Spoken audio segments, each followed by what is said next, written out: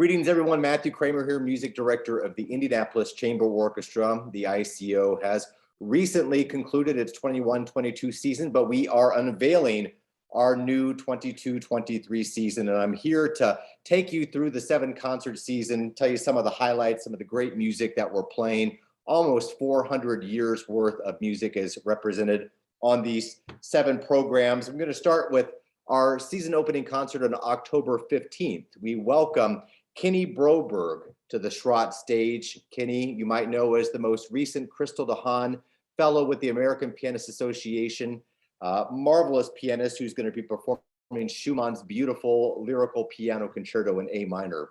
Also on that opening program is a relatively new work by ascending composer Jessie Montgomery, who is seemingly commissioned by every major orchestra in this country in recent years. She's the current composer in residence with the Chicago Symphony Orchestra, and we're performing her work entitled Banner, which is a deconstruction and reconstruction on the Star-Spangled Banner.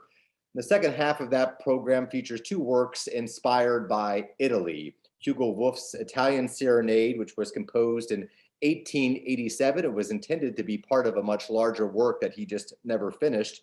And we also have the iconic Symphony No. 4 by Felix Mendelssohn, written in 1833, following some travels that he had around Europe, but obviously Italy made a major impression on him. It's such an exuberant work, so full of joy and sunlight. We'll be closing out our opening program with that Italian Symphony of Mendelssohn. Moving on to November 19th, we celebrate the 150th birthday of a major early 20th century English composer, Ralph Vaughan Williams, who is celebrating a 150th birthday in 2022. We'll perform 2 works by Vaughan Williams, including a shorter work entitled The Running Set.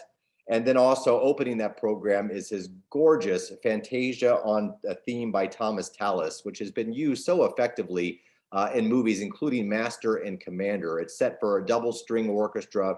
It's just really an extraordinary piece of music. We have as the solo work on that program a very unique composition by Swiss composer Frank Martin, his Petite Symphony Concertante, which was composed and premiered rather in 1946. It's a work also for double string orchestra and 3 very unique solo instruments. Of course, a solo harp, piano, and harpsichord. Our own Wendy Mustin will be performing on the harp part. Eric Zuber joins us as piano soloist, and Thomas Gerber on harpsichord, a very unique work by Frank Martin. Closing out that program is a London Symphony by Franz Joseph Haydn, Symphony No. 99 in E-flat major. In December, we have our Baroque Christmas program, which has been a staple of our programming for many, many years. Traditionally, it had been the entire Handel Messiah. In recent years, we've done the Christmas portion of the Messiah, in addition to 2 cantatas from Bach's Christmas Oratorio. This year, we're really diversifying the programming by adding several different composers. We'll perform Cantata 110 by Johann Sebastian Bach, the Corelli Christmas Concerto, Part 2, The Flight into Egypt by Berlioz from his L'Enfance de Christ, Charpentier, the Mass de Minuit, excerpts from that beautiful French Mass for Christmas Eve from 1690, in addition to excerpts from the Christmas portion of Handel's Messiah. We have 4 excellent soloists with us joining our chorus. So some music that spans many, many years and several different nationalities. In January, on the 28th, we welcome a guest conductor, Kazim Abdullah, an Indianapolis native. Kazim and I were actually classmates at the American Academy of Conducting at Aspen almost 20 years ago. Kazim's career has taken him to the Metropolitan Opera, to the city of Aachen, Germany, where he served as general music director. He still lives in Germany, but an Indianapolis native, we're delighted that Kazim has accepted our invitation to return to Indianapolis to guest conduct the ICO. His program is very exciting for a number of reasons. It features a consortium commission of Jennifer Higdon's on her suite, on her opera, Cold Mountain. It's a suite of extracted excerpts from this work. This consortium actually began about 3 years ago, and it would have been part of our previous season in 2020-21, which was canceled And so now we've moved it here into this January 2023. The hope for Jennifer was to have an orchestra in every state to join onto the consortium, and we're delighted to represent Indiana in premiering this new suite on excerpts from her Cold Mountain.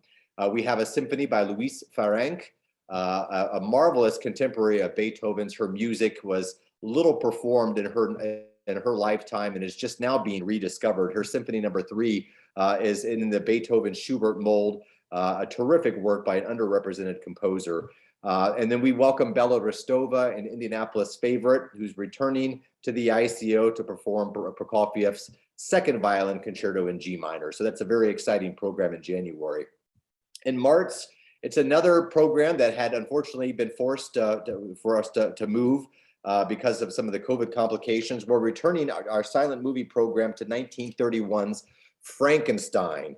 It's a movie which obviously lives quite prominently in pop culture. It had major influence on not only horror movies, but movies in general, with its cinematography and really a pioneering work in many respects. But it famously has no film score attached to it, even though sound recording was possible in 1931. They could have added a film score to it.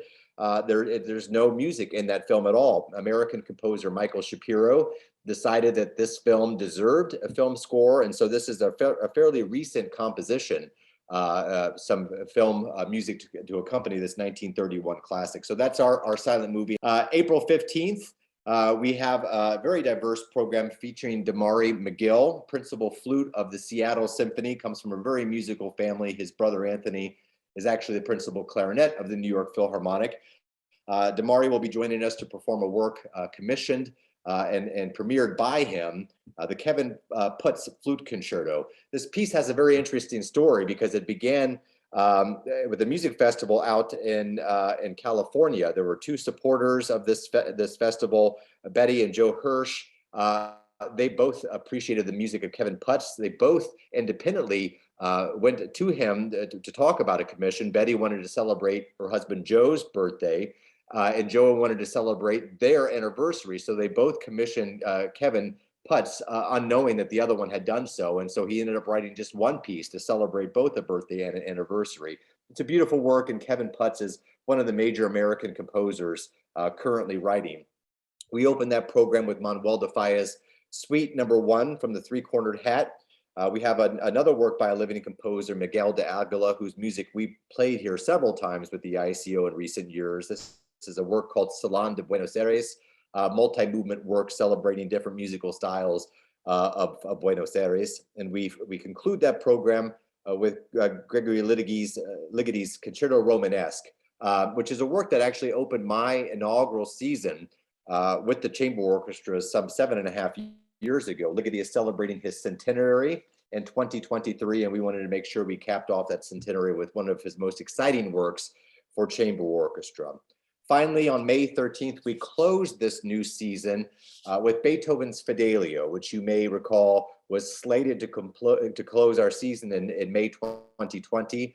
We put considerable time and resources into preparing for this program. So regrettably, we had to move it 3 years, but we're delighted to have this back up and running. Beethoven's only opera. It's got such a powerful music, a powerful message as well. We have an all-star cast. Chorus in this semi-stage production. The orchestra will be featured on stage.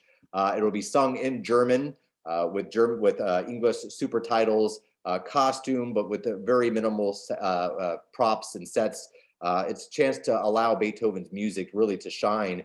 Although so many orchestras had planned to celebrate that 250th birthday of Beethoven's in 2020, very few performances were actually achieved because of all of the canceled performances and rescheduling events. So we're delighted that we can close this new season with this great music by Beethoven, not as often performed as you would think, his only opera, Fidelio. So in this new season, we have 5 living composers, 3 women composers featured, celebrating 2 anniversaries with Vaughan, Williams, and Ligeti.